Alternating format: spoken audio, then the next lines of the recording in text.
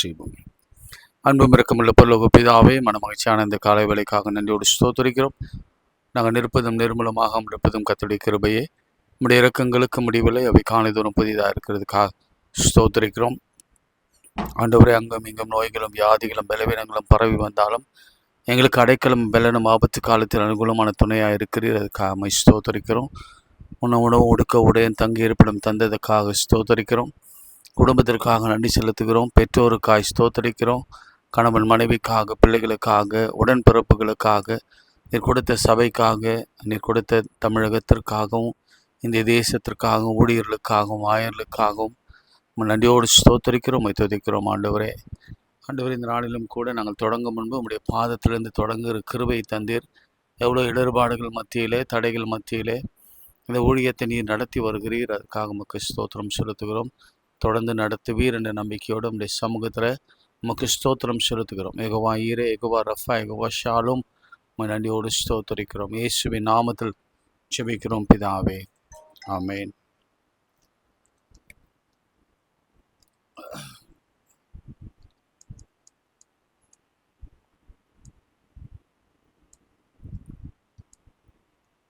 நம்ம சேர்ந்து கர்த்தர் நாமம் என் புகலிடமே கருத்தோடு பாடுவோம் என்ற பாடலை பாடுவோம்.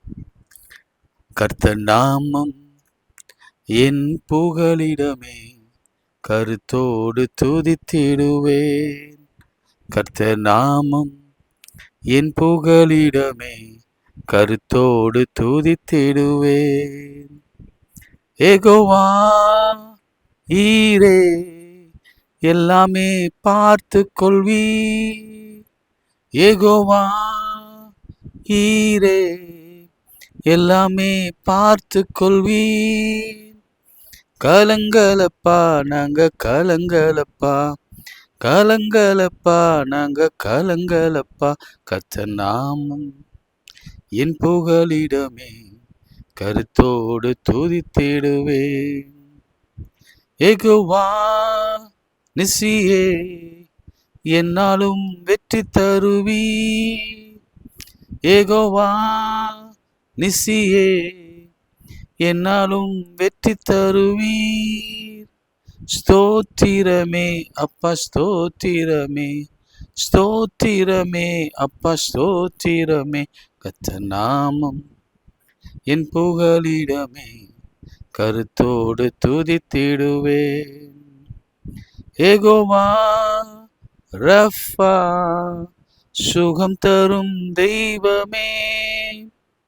யெகோவா ரஃபா, சுகம் தரும் தெய்வமே. கலங்கலப்பா நாங்க கலங்கலப்பா, கலங்கலப்பா நாங்க கலங்கலப்பா. கர்த்தர் நாமம் என் புகலிடமே கருத்தோடு துதித்திடுவேன். கர்த்தர் நாமம் என் புகலிடமே கருத்தோடு துதித்திடுவேன். கைகளை உயர்த்தி, ஆண்டவரே, எவ்வளவு வியாதிகள், பலவீனங்கள், நோய்கள் மத்தியிலும் உம்மை பார்க்கிற கிருபை எங்களை தந்தீர். உமக்கு ஸ்தோத்திரம். உம்முடைய வசனத்தை நம்பி எங்கள் பலவீனத்திலே கர்த்தருடைய பலன், உம்முடைய தழும்புகளாலே நாங்கள் குணமாக்குகிறோம். உம்முடைய வார்த்தையை அனுப்பி எங்களை குணமாக்குகிறீர். உம்முடைய வசனத்தை அனுப்பி எங்களை விடுதலை ஆக்குகிறீர். எங்கள் அவயவங்கள் எல்லாவற்றிலும் கர்த்தர் கட்டளை கொடுக்கிறீர், அது இயங்குகிறது. காய் ஸ்தோத்திரிக்கிறேன். எப்பொழுதும் உச்சன் தலையிலிருந்து கண்கள், நாசி, த்ரோட்,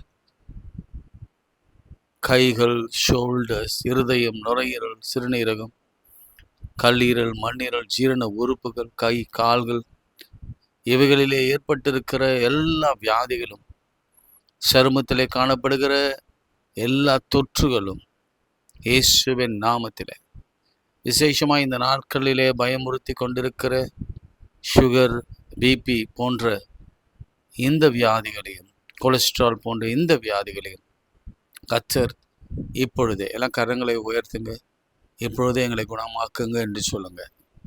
இயேசுவின் நாமத்தில் குணமாக்குங்க என்று சொல்லுங்க. இதுதான் நமக்கு கொடுக்கப்பட்ட அஷூரன்ஸ். இயேசுவின் நாமத்தில் அப்படின்னு சொல்லுங்க. இயேசுவின் நாமத்தில் கேட்கிறோம். ஆண்டவரே சொல்லியிருக்கிறார், என் நாமத்தினாலே நீங்கள் எதை கேட்டாலும் அதை நான் தருவேன் என்று சொல்லியிருக்கிறார். எனவே அவர் மனுஷன் அல்ல, மனமாறு மனுபுத்திரனும் அல்ல. அவர் சொல்லியும் செய்யாதிருப்பாரா? வசனித்தும் நிறைவேற்றாதிருப்பாரா? எனவே அவர் சொன்னதை செய்வார். ஆண்டவருடைய நாமத்தினாலே அந்த வியாதிகள் எல்லாம் விலகட்டும், நோய்கள் எல்லாம் விலகட்டும், மனக்குழப்பங்கள் எல்லாம் விலகட்டும், தற்கொலை எண்ணங்கள் எல்லாம் மாறட்டும். யாரோ இந்த சூசைடல் தாட்டில் ரொம்ப கலங்கி போயிருக்கீங்க, கவலையப்படாதீங்க. நீங்கள் நினைத்தது போல அது எதுவும் நடக்காது. என் ஆண்டவர் நினைத்தது போல தான் எல்லாமே நடக்கும். உன் நினைவுகள் என் நினைவுகள் அல்ல, உன் வழிகள் என் வழிகள் அல்ல என்று கர்த்தர் சொல்லுகிறார். நீர் எதிர்பார்த்திருக்கிற முடிவை நான் உனக்கு தரும்படி என்ற வார்த்தை ஒருவேளை நாம் எதிர்பார்த்து கொண்டிருந்தாலும் அதை நிறைவேற்ற அவர் வல்லவராக இருக்கிறார். நிச்சயமாகவே நல்ல முடிவு உண்டு. உன் நம்பிக்கை வீண் போகாது. திருமண தடைகள் மாறட்டும். நிறைய பேருக்கு நடக்குது திருமணம், அதுக்காக நான் கர்த்தரை ஸ்தோத்திரிக்கிறேன். திருமண தடைகள் மாறட்டும்.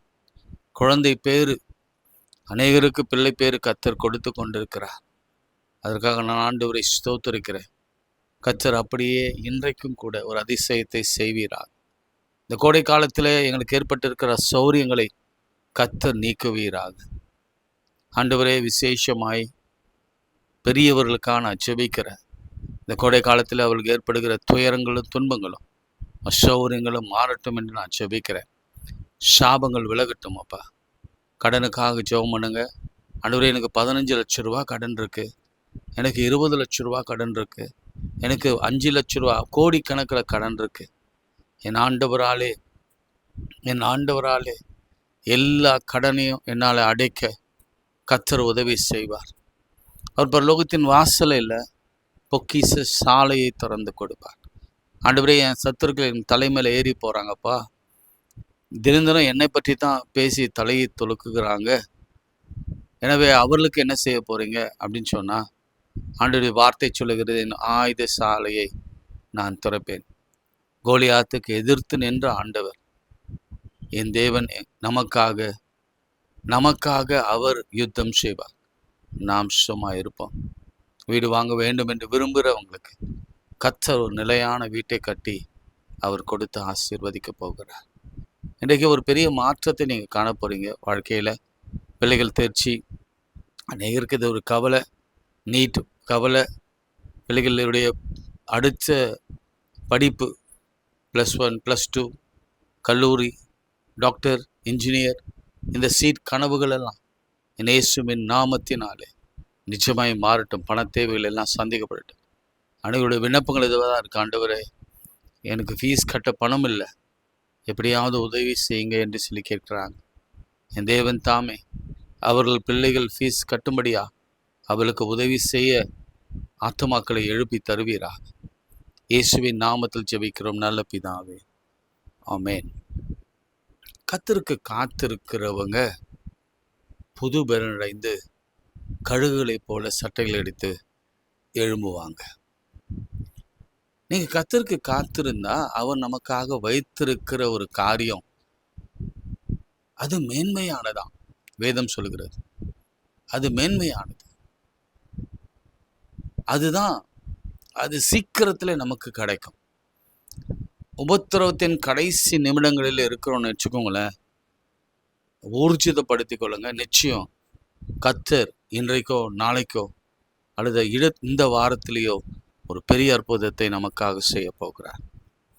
ஒரு காரியத்தை உங்களுக்கு முன்பாக நான் சொல்லிட்டு, ஒரு அனௌன்ஸ்மெண்ட் சொல்லிட்டு நான் இன்றைய செய்திக்குள்ளே கடந்து செல்ல விரும்புகிறேன். கடந்த நாட்களாக நான் நிறைய பேருக்கு லிங்க் அனுப்புகிறது இல்லை. அது ப்ராட்காஸ்டிங்கில் வரும். நான் ஒரு வாழ்த்து செய்தியோடு கூட உங்களுக்கு அனுப்புவேன், ஒரு விஷயோடு கூட அனுப்புவேன். ஆனாலும் ஏதோ வாட்ஸ்அப்பில் இந்த ப்ராட்காஸ்டிங்கில் ஏற்பட்ட பிரச்சனை உங்களுக்கு ஏற்கனவே சொல்லி கொண்டிருக்கிறேன். அதனால் நமக்கு முழுசுமாக அனுப்புவதிலே தடைப்பட்டிருக்கிறது. எனவே உங்களிடத்தில் ஒரு அன்பான வேண்டுகோள் என்னன்னா, இதை பார்க்குறவங்க, நீங்கள் ஒருவேளை வாட்ஸ்அப்பில் உங்களுக்கு லிங்க் வரலைன்னாலும் சரி, நீங்கள் நேராக போய் என்னுடைய பேரை டைப் பண்ணுங்கள், கிளெமென்ட் ஜெயந்தி ராஜன் டைப் பண்ணுங்கள்.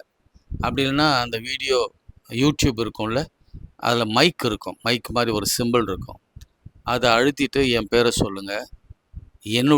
நம்முடைய அந்த காலை ஜெபம் சரியாக 5:30 மணிக்கு வந்துடும். அதை நீங்கள் பார்க்கலாம். இப்போது இன்னும் தேடுதலுக்கு பிறகு நண்பர்கள் உதவியோட இந்த சேனல்னு ஒன்று இருக்குது. அந்த லிங்கை சில பேருக்கு நான் அனுப்பி கொண்டு இருக்கிறேன். Channel link. அந்த சேனல் லிங்கை ஃபாலோ பண்ணுங்கள். ஃபாலோ பண்ணால் நான் முன்னே அனுப்பினது போல் திரும்ப உங்களுக்கு லிங்க்ஸ் வந்து சேர்ந்துடும். அதனால் நான் கொஞ்சம் கொஞ்சமாக அனுப்பினேன். டி வரைக்கும் அனுப்பினேன். அடுத்த நாள் நான் டியிலிருந்து என்னால் எவ்வளோ முடியுதோ அது ஒரு 65 நபர்கள் கொண்ட ஒரு சேனல். அது என்னால் முடிந்த வரைக்கும் எல்லாருக்கும் அனுப்ப நான் பிரயாசப்படுகிறேன். எனவே அந்த சேனலை நீங்கள் ஃபாலோ பண்ணணும். ஃபாலோ அப்படின்னு பட்டன் அழுத்திட்டிங்கன்னா தினந்தோறும் உங்களுக்கு அந்த லிங்க்கு பாப்பப் ஆகும். அது வரும். நீங்கள் உடனே அதை கிளிக் பண்ணி பார்க்கலாம். அல்லது 3வது என்னுடைய ஸ்டேட்டஸ் போனீங்கன்னா, என் ஸ்டேட்டஸில் என் மூஞ்செல்லாம் இருக்கும். இருந்தாலும் டெய்லிலாம் மாற்றுற பழக்கமோ அதெல்லாம் எனக்கு ஒன்றும் கிடையாது. எனவே நம்முடைய ப்ரேயர் தான் லிங்காக இருக்கும், யூடியூப் ப்ரேயர். அந்த யூடியூப் ப்ரேயரை நீங்கள் கிளிக் பண்ணிங்கன்னா வந்துடும். ஒருவேளை மெசேஞ்சர் யூஸ் பண்ணிங்கன்னா என்னுடைய ஃபேஸில் அல்லது என்னுடைய முகநூலில் ஃபேஸ்புக்கில் இந்த இந்த இந்த மார்னிங் ப்ரேயரை தினந்தோறும் லிங்க் போடுறேன். இன்ஸ்டாகிராமில் போடுறேன், மெசேஞ்சரில் போடுறேன். அதில் போய் பார்க்கலாம். ஏன் இவ்வளோ சொல்கிறேன்னா, நம்ம எப்படியாவது அரை மணி நேரமாவது நாம் ஜெபிக்க வேண்டும். அதுதான் இவ்வளோ பிரயாசம். ஆண்டவர் 1 மணி நேரமாவது விழித்திருந்து ஜெபிக்கக்கூடாதா என்று கேட்டார். அதனால தான் என்னுடைய உள்ளத்தின் வாஞ்சையும் ஆண்டவருடைய வாஞ்சையும் என்னென்னா, அட்லீஸ்ட் ஒரு அரை மணி நேரமாவது நம்முடைய ஃபாலோயர்ஸை அல்லது கர்த்தருடைய பிள்ளைகளை, ஜெபிக்கிற பிள்ளைகளை நாம் வழி நடத்திட்டோம்னா 30 நிமிடம், அவங்க 30 நிமிடம் அவங்க செல்ஃப் ப்ரேயர், ஃபேமிலி ப்ரேயர், தனிப்பட்ட ஜெபங்களுக்கு அவங்க அதை பயன்படுத்துவாங்க. ஆக ஒரு 24 மணி நேரத்தில் 1 மணி நேரமாவது நம்ம காலையில் ஜெபிக்கிறவங்க ஜெபித்து விடுவோம். அதனால தான் சில வேத வசனங்களையும் நான் வாசித்து ஒரு துதி பாடலை பாடி ஒரு இன்டர்செசரி ப்ரேயர், கையை உயர்த்தி சாலமனை போல, மோசே போல நாம் ஜெபிக்கும் பொழுது, அதுதான் நமக்கு கற்றுக் கொடுத்த, பைபிள் கற்றுக் கொடுத்த பாடம். மோசே கையை உயர்த்தி ஜெபம் பண்ணா, என்ன நடந்தது? இஸ்ரவேலர்கள் மேற்கொண்டார்கள். கையை இறக்கனா பெலிஸ்தியர்கள், அமலேக்கியர்கள் மேற்கொண்டார்கள். இதுதான் இன்னொரு விஷயம் என்னன்னா, நம்ம கையை உயர்த்தி ஜெபம் பண்ணும்போது நம்ம ஒன்று காட்டுறோம் ஆண்டவரிடத்துல. என்னன்னா, எனக்கு ஒத்தாசை பூமியிலேருந்து வராது, கிழக்கு மேற்கு வடக்கு தெற்குலேருந்து வராது, மனுஷனிடத்துலேருந்து ஒத்தாசை வராது. அந்த மனதில் ஒரு ஆழமான ஒரு கன்விக்ஷன் தான். எப்பவுமே நான் கையை தூக்கும் பொழுது அதான் நினைப்பேன், ஆண்டவரே நீங்கள் தான் தரணும், குழந்தையா நீங்கள் தான் தரணும், திருமணமா நீங்கள் தான் தரணும், பணமா நீங்கள் தான் தரணும், வேலையா நீங்கள் தான் தரணும், எனக்கு என்ன வேணாலும் சரி, சுகமா ஆரோக்கியமா நீங்கள் தான். ஒரு 2 நிமிடம் தான் அப்படியே கையை உயர்த்தி, நீங்கள் 2 கையை உயர்த்தி ஜெபம் பண்ணி பாருங்க, கை வலியே வராது. முழங்காலில் நேர நின்று ஜெபம் பண்ணி பாருங்க, முழங்கால் வலியே வராது. அதுக்கெல்லாம் சாட்சி இருக்கு, நிறைய சாட்சி இருக்கு. ஒரு ஒரு ஒரு ஒரு ஒரு சிஸ்டர், அவங்க ஆவடியில் இருக்கிறாங்க, காமராஜ் நகர். அவங்க இந்த ஏர்லி மார்னிங் ப்ரேயருக்கு வரும்பொழுது அவங்களால கீழே உட்காந்து எழுந்திருக்கவே முடியாது. நான் அந்த ஆலயத்தில் 1 மணி நேரம் ஜெபம் பண்ணுற வழக்கம் உண்டு காலையில். அப்போ நான் முழங்காலேருந்து ஜெபம் பண்ணுங்க சொன்னேன், ட்ரை பண்ணாங்க. அதன் பிறகு சாட்சி என்னன்னா, அந்த 40 நாளுக்குள்ளவே அவங்க கால் வலி எங்கே போச்சுன்னே தெரில. அவங்க சொன்னாங்க, திரும்பவும் கூட சொன்னாங்க பார்க்கும் பொழுது, ஐயா அந்த முட்டி வலி எங்கே போனதுன்னு தெரியாது, இப்போ முழங்கால் நின்று தான் நான் ஜெபித்து கொண்டிருக்கிறேன். அதுதான் சாட்சி. எது முடியாத அதை செய்து பாருங்க. வேதம் வாசிக்க முடியலையா? பரவாயில்ல, திடீர்னு ஒரு எடுத்து வாசிங்க, பைபிளை திறந்து ஒரு 2 வசனம், 3 வசனம், 4 வசனம், ஒரு அதிகாரம், ஒரு சாப்டர், ஒரு நிகழ்ச்சி, ஒரு சங்கீதம், ஒரு நீதிமொழிகள். இங்கிலீஷ் நல்லா பேசணுமா? இங்கிலீஷ் பைபிளில் நீங்கள் நீதிமொழிகள்லாம் வாசித்தீங்கன்னா போதும், 30 நாளில் 31 நாளில் ரொம்ப கிளவராக, அதுவும் கேஜேபி வாசித்தீங்கன்னா, வேர்ஷனை வாசித்தீங்கன்னா, அந்த மாதிரி ஒரு இங்கிலீஷ் உங்களால் வெளிநாட்டுக்காரனை விட நல்லா பேச முடியும், இங்கிலீஷ்காரனை விட நல்லா பேச முடியும். பிள்ளைகளுக்கு அப்படி கற்றுக் கொடுங்க. அதனால தான் சரி, தடங்கள் வந்து விட்டது, அதை ரெக்டிஃபை செய்ய நம்ம முயற்சி எடுக்கிறோம். அதனால் இப்படி வழிகள் இருக்குது. ஐயா எனக்கு அனுப்பலை அப்படின்னு நீங்கள் சொல்லாதீங்க. நான் ஏற்கனவே உங்களுக்கு கேட்டேன், எனக்கு எதனா லிங்க் வேணும்னா சொல்லுங்கள், அனுப்புகிறேன்னா ஒருத்தர் கூட சொல்லலை. நல்ல வேலை. அது ஏன் தெரில. ஐயா அனுப்பாதே மேல் தான், ஆஹா ஜபிக்காமல் இருந்துடலாம் அப்படின்னு நினைக்கிறீங்களோ என்னமோ தெரியல, ஐ டோன்ட் நோ. ஆனாலும் ஆண்டவர் உங்களோடு தான் பேசி கொண்டிருக்கிறார். நீங்கள் பார்த்தாலும் சரி, பார்க்கலனாலும் சரி, நீங்கள் என்னை வெறுத்தாலும் சரி, நேசித்தாலும் சரி, இல்லை ஆண்டவரை நீங்கள் நேசித்தாலும் சரி, அல்லது அவரை நம்பினாலும் சரி, நம்பாட்டாலும் சரி, இந்த 5:30 மணி ஜெபம் கண்டிப்பாக நடக்கும். கொஞ்சம் தாமதமாக வரும். உடனே நீங்கள் குறைத்து சொல்லக்கூடாது. ஏனென்றால் அது உண்மையாகவே இந்த நெட்வொர்க் இஷ்யூஸ் தான் தான் இருக்க வேணும். சில நேரங்களில் என்னுடைய பலவீனம் கூட அதில் இருக்கிறது. மன்னித்து கொள்ளுங்கள். ஆனால் தொடர்ந்து ஜெபம் பண்ணுங்க, நல்லா கேளுங்க, ஆண்டோடைய வார்த்தை கேளுங்க. உங்களுக்கு ஏதாவது டிஃப்ரென்ஸ் இதில் இருந்ததுன்னா உடனே இமீடியட்டாக எனக்கு கால் பண்ணி, ஐயா நீங்கள் பேசுவதில் கொஞ்சம் எனக்கு முரண்பாடு இருக்குது, இது சரிதானா அப்படின்லாம் கூட என்னை கேட்கலாம். தாராளமாக நீங்கள் கேட்கலாம்.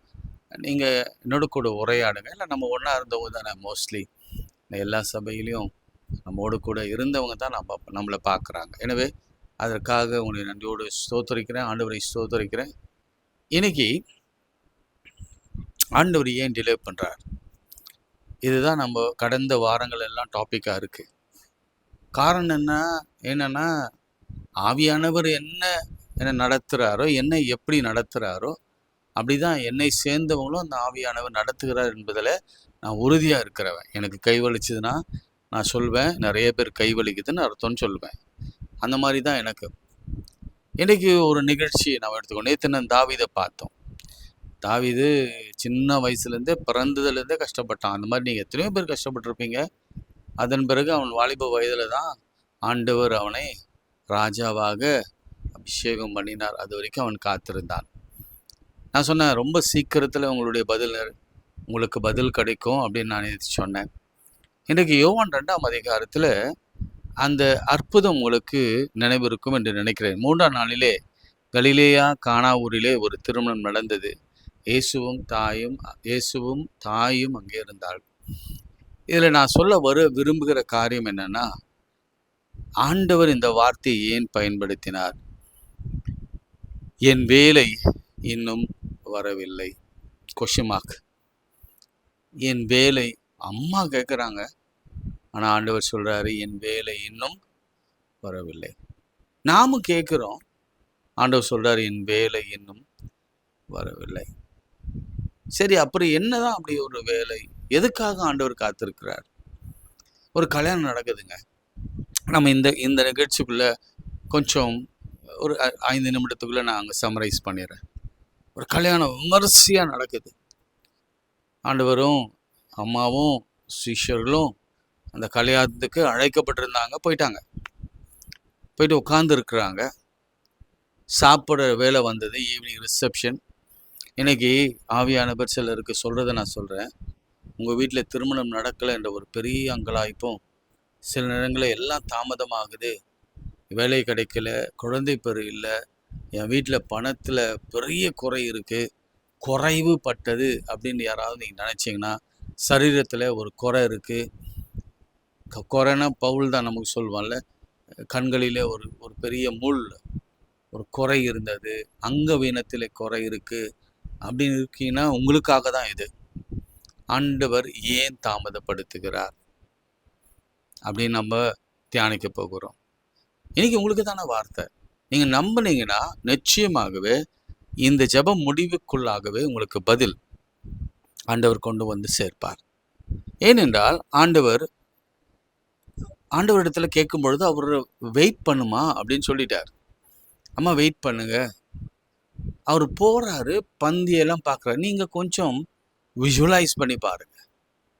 அவர் ரிசப்ஷன் ஹால் போகிறாரு, மணமேடை பக்கம் போகிறாரு. இப்போ பந்தி போடுகிற ஹால்குள்ளே போகிறாருன்னு வச்சுக்கோங்களேன். அங்கே எல்லாம் சாப்பிட்டு கொண்டு இருக்கிறாங்க.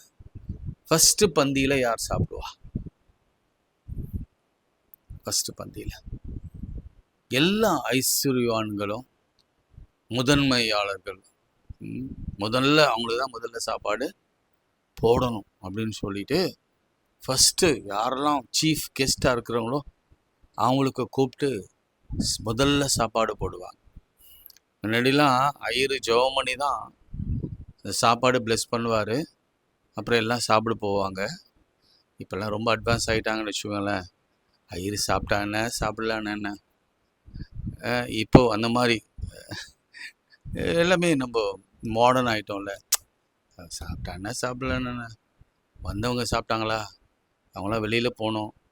முதல்ல யாராவது ஃபஸ்ட்டு அதாவது நல்ல முதன்மையானவர்களை கொண்டு வந்து முதன்மை ஆசனத்தில் உட்கார வைப்பாங்க. இப்போல்லாம் பெரிய பெரிய பேலஸ்லலாம் நீங்கள் போனீங்கன்னா அவங்களுக்குன்னு ஒரு பெரிய ஹால், அவங்க உட்காந்து சாப்பிட்ற மாதிரி பஃபே சிஸ்டம், அதுக்கு பணியாளர்கள் அவங்க வந்து எடுத்து வந்து கொடுப்பாங்க. அது ஒரு மேலே இருக்கும். கீழே பார்த்தீங்கன்னா ஆர்டினரி பீப்புள், நம்ம மாதிரி பீப்புள் எல்லாம் உட்காந்து ஒருத்தர் சாப்பிட்டே இருப்பாங்க. பிரியாணி, மட்டன், சிக்கன் ஃப்ரை எல்லாம் சாப்பிட்டே இருப்பாங்க. சாப்பிட்டு திரும்பி பார்த்தா பின்னாடி ஒருத்தர் நிற்பாங்க.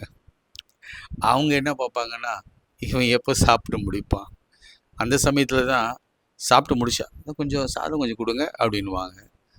இன்னும் அவங்களுக்கு பயங்கர எரிச்சலாகும். டேய் எவ்வளோடா சாப்பிடுவேன், எவ்வளோ சாப்பிடுவேன். இன்னும் கொஞ்சம் நேரம் கழிச்சு அம்மா கொஞ்சம் ரசம், ஒயிட் ரைஸ் எதாவது இருக்கா, இன்னும் கடுப்பாவாங்க. சில நேரங்களில் நமக்கு சாப்பிட்ற மூடே இருக்காது, ஏன்னா பின்னாடி ஒரு ஆள் நின்றுட்டே இருப்பாங்க. அப்படிப்பட்ட ஒரு சூழ்நிலையில் இன்றைய காலகட்டங்கள். அன்றைக்கு எப்படின்னா உண்மையாகவே முதன்மையானவர்கள் யூதர் அபிமார்கள், சீமான்கள் அல்லது ட்ரைப் லீடர்ஸ், அவங்க தான் ஃபர்ஸ்ட்டு பந்தியில் இருப்பாங்க. அவங்களுக்கு முதல்ல ஒயின்லாம் சர்வ் பண்ணப்படும். அவங்களுக்கு பஃபே சிஸ்டம் மாதிரி எல்லா இறைச்சிகளையும் கொண்டு வாங்குவாங்க, அப்பங்களை கொண்டு வருவாங்க. அவங்க என்னென்ன சாப்பிடணுமோ அது எல்லாவற்றையும் முதல்ல கொடுத்து முடிப்பாங்க. இது 7-8 மணியெல்லாம் முடியும். இவர் ஃபஸ்ட்டே சொல்லிட்டார், 6 மணிக்கு சொன்னார். வெயிட் பண்ண அது 8 மணிக்கு சொல்கிறாரு, தீந்து போச்சு அப்படின்னு அம்மா சொல்கிறாங்க. அப்போ என்ன சொல்கிறாரு, வெயிட் பண்ணுங்க அப்படின்றார். இப்போ தான் நான் பாயிண்ட்டுக்கு வரேன், ஏன் வெயிட் பண்ண சொன்னார். பிரியமானவர்களே, ஆண்டவர் யாருக்கு எப்பொழுது என்ன கொடுக்க வேண்டும் என்பதை அவர்தான் முடிவெடுப்பார்.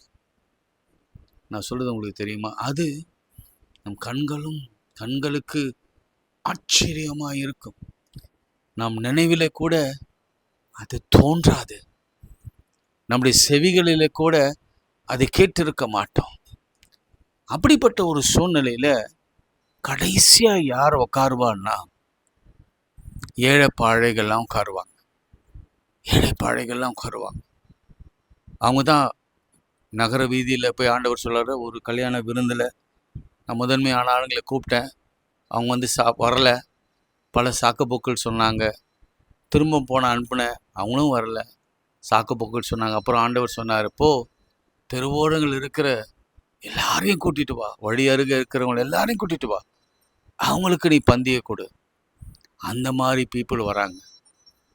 அப்போ ஆண்டவர் பார்க்குறாரு, இந்த ஏழை மக்கள் இது வரைக்கும் அவங்க நல்ல உணவே சாப்பிட்டதில்லை, நல்ல உடை உடுத்தினதில்லை, நல்ல வீட்டில் வாழ்ந்ததில்லை, நல்ல வருமானம் அவங்களுக்கு வந்ததில்லை, நல்ல சம்பாத்தியம் அவங்களுக்கு கிடைத்ததில்லை.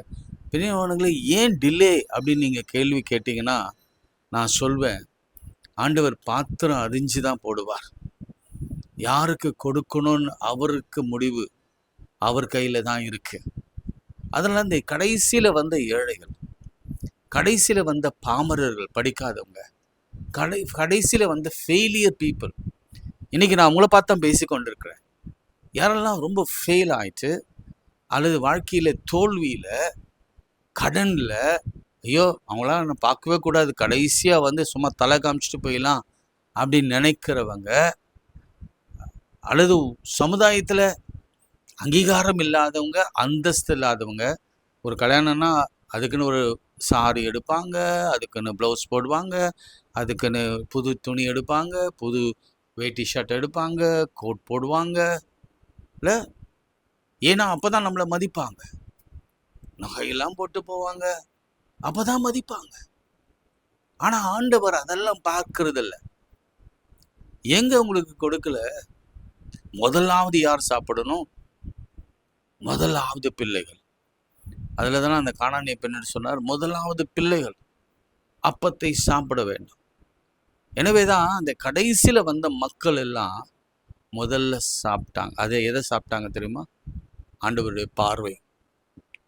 அதான் நம்ம நினைக்க கூட இல்லைன்னு சொன்னோம்ல, நம்ம பார்க்கலன்னு சொன்னோம்ல, நம்ம கேட்கலன்னு சொன்னோம்ல, ஆண்டவருடைய செயல்களை புரியாத நமக்குன்னு சொன்னோம்ல. எப்படி தெரியுமா? அவர் வந்தவனே அந்த 6 கச்சாடையை பார்த்துட்டார், அது காலியாக இருக்குதுன்னு பார்த்துட்டார். அவருக்கு தெரியும் இங்கே ஒரு குறை வரப்போகுதுன்னு தெரியும். அங்கே தண்ணீரை திராட்சரசமாக மாற்ற போகிறேன்றது அவருக்கு தெரியும். அவர் ஏற்கனவே எல்லாம் அறிந்தவர். அவர் யெகோவா நாங்கள் கர்த்தருடைய பர்வதத்தில் பார்த்து கொள்ளப்படும். ஆகாருக்கு பக்கத்தில் தண்ணீரை உண்டு பண்ணினவர் யார்? பக்கத்தில் இருந்ததுங்க, ரொம்ப தூரம் கூட இல்லை, பக்கத்திலே நீருட்டு இருந்தது. அதை திறந்தார், அந்த தண்ணீரை குடிக்க வைத்து அந்த பிள்ளையின் தாயும் உயிரோடு கூட அவர் வாழ வைத்தார்ல. அவரால் செய்யக்கூடாத அதிசயமான காரியம் ஒன்றுமில்லை. அவர் எல்லாவற்றையும் தொலைநோக்கோடு பார்க்கிறவர். இப்போ அதை தான் முந்தின திராட்சரசத்தை காட்டிலும் பிந்தின திராட்சரசம் மிகவும் சுவையா இருந்தது. அப்போ முந்தின திராட்சரசத்தை குடித்தது யாரு? இப்போ நல்ல வசதியா இருக்கிறவங்க. இப்போ நீங்க குறை இல்லாத யாரெல்லாம் சொல்றீங்க? அவங்களாம் நல்லா இருக்கிறாங்க சார், அவங்களுக்கு என்ன சார் வீடு இருக்கு, கார் இருக்கு, கல்யாணம் பண்றாங்க, குழந்தைங்களுக்கு, அவங்களுக்கு என்ன சார் நல்லா இருக்கிறாங்க சார், அவங்களுக்கு என்ன குறை இருக்கு? நான் சொல்றேன், அவங்களாம் முந்தின ரசத்தை குடித்தவங்க. அது ஆர்டினரி ஒன், அது உலக பிரகாரமான ரசம். அது எல்லாருக்கும் கொடுப்பார். நல்லோர் மீதும் தீயோர் மீதும் நீதியின் சூரியனை அவர் உதிக்க பண்ணுவார். ஆனா பிந்தின திராட்சரசம் இருக்குல்ல, என் ஆண்டவராலே மாற்றப்பட்டது.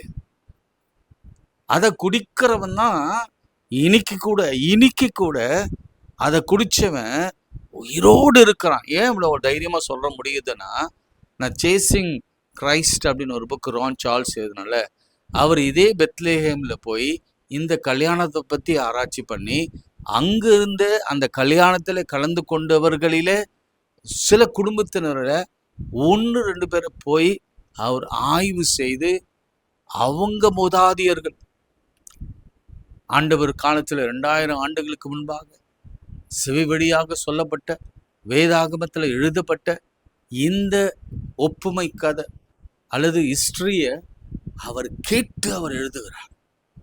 இன்னும் இருக்கிறார். இதுதாங்க உலகம். முந்தின ரசம் உலகம் கொடுக்கிற எல்லாம் ஆசீர்வாதம், பிந்தின ரசம் ஆண்டவர் கொடுப்பது. ஆண்டவர் ஒரு மிராக்கிளை நமக்கு செய்துட்டாருன்னா எப்படி இருக்கும் யோசிச்சு பாருங்க. சாப்பிட்டு முடிச்சவங்களாம் வெளியில போய் என்ன நம்ம சொல்லியிருப்பாங்க?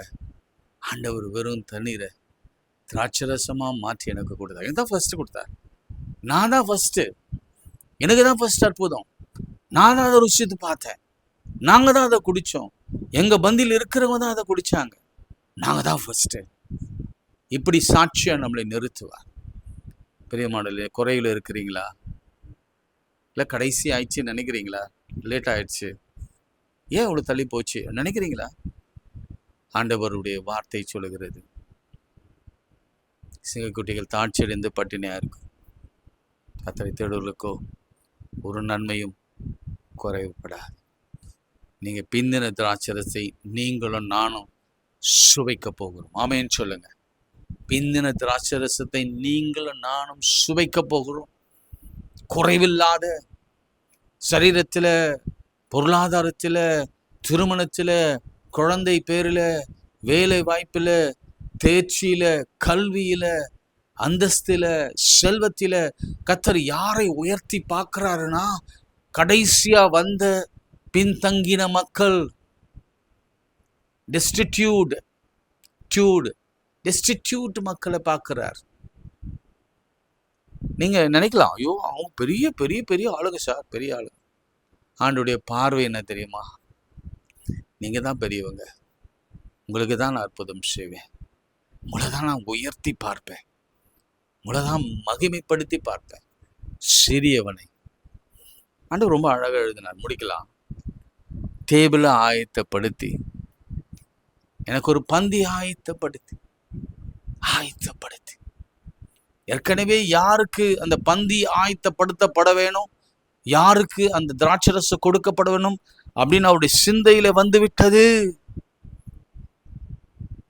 சாப்பிடாம போனவங்கள என்ன சொல்லியிருப்பாங்க? அந்த மனுஷன் பத்தியா எவ்வளோ பார்ஷாலிட்டி, நமக்கெல்லாம் கொடுக்கவே இல்லை, இனி அவங்களுக்கு கிடைக்காது, இனிமேல் உங்களுக்கு கிடைக்கும். அல்லேலூயா. அவங்களுக்கு எதுவும் கிடைக்காது, பிந்தின திராட்சரசம் உங்களுக்கு கிடைக்கும். சோமல்லா.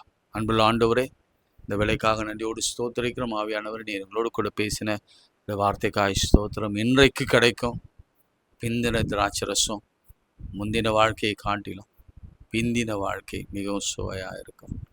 ஆண்டவர், இந்த ஊழியத்தை ஆசீர்வதி. விசேஷமாய் ஆண்டவரே, இந்த ஊழியத்தை தாங்குற முடிய பிள்ளைகளை ஆசீர்வதி. மாத்திரமல்ல ஆண்டவரே, அநேகர் படிக்க உதவி கேட்டிருக்கிறாங்க, அவர்களுக்கும் தேவ கிருபையினாலே படிக்கிற உதவிகளை செய்துத்தார். இந்த சரீரத்தில் வியாதி பலவீனத்தோடு நோயோடு கண்ணீரோடு நிற்கிற பிள்ளைகளை, திருமணமாக வேலை இல்லாமல் குழந்தை இல்லாமல் தேர்ச்சி பெறாமல் நிற்கிற பிள்ளைகளை கர்த்தர் பெரிய காரியங்களை செய்யும். கடைசியில் வந்தவங்களை ஃபர்ஸ்ட் ஆக்குங்க, முந்தினவரை பிந்தினவராக மாற்றுங்க, பிந்தினவரை முந்தினவராக மாற்றுங்க. இயேசுவின் நாமத்தில் ஜெபிக்கிறோம் நல்ல பிதாவே, ஆமென். நமது ஆண்டவராகிய இயேசு கிறிஸ்துவின் கிருபை, பிதாவாகிய தேவனுடைய அன்பு, பரிசுத்தாவின் ஐக்கியம் நம் அனைவரோடும் இன்னும் இன்னும் சதாக்கள் நிலைத்திருப்பதாக. ஆமென். God bless you. மறக்காதீங்க, நான் சேனல் அனுப்பும்போது நீங்கள் என்ன பண்ணணுன்னா, அதுக்கு ஃபாலோ பட்டனை அழுத்தணும். உங்களுக்கு தொடர்ந்து வரும். என்னுடைய ஸ்டேட்டஸில் பாருங்கள், ஃபேஸ்புக்கில் பாருங்கள், இருந்தால் பாருங்கள், இன்ஸ்டாவில் என்னுடைய என்ன சொல்லுவோம், வாட்ஸ்அப்பில் என்ன சொல்லுவாங்க, அது என்ன நம்ம ஸ்டேட்டஸ், ஆமாம், இன்ஸ்டா ஸ்டேட்டஸில் பாருங்கள், மெசஞ்சர் ஸ்டேட்டஸில் பாருங்கள், எல்லாத்துலேயும் வரும். நீங்கள் இல்லைனா யூடியூப்பில் போயிட்டீங்கன்னா சர்ச் பட்டனில் போய் என் பேரை கிளமெண்ட் ஜெயந்தி ராஜன் அடித்தா அதை ஃபாலோ பண்ணிங்கன்னா கூட டெய்லி உங்களுக்கு லிங்க் தொடர்ந்து வந்துடும். உடனே இமீடியட்டாக நீங்கள் எந்த நேரத்துலையும் பார்க்கலாம். 5:30 மணிக்கு ஷார்ப்பாக போட்டுருவோம். நீங்கள் அந்த நாள் முடிகிற வரைக்கும் எப்பொழுது வேணால் போகலாம். 5:30லேருந்து அடுத்த நாள் காலை 5:30 வரைக்கும் நீங்கள் எப்பொழுது வேணால் பார்க்கலாம். வீட்டில் வச்சுட்டு பாருங்கள், சமைச்சிட்டே பாருங்கள், வேலை செய்துகிட்டே பாருங்கள், டிவியில் பாருங்கள், ஆண்ட்ராய்டு டிவி இருந்தால் டிவியில் பாருங்கள், நல்லா சத்தமாக வச்சுட்டு பாருங்கள். உங்கள் வாழ்க்கை முந்தின வாழ்க்கையை காட்டிலும் பிந்தின வாழ்க்கை மிகவும் சுவையாக இருக்கும். ஆமென். Bless you.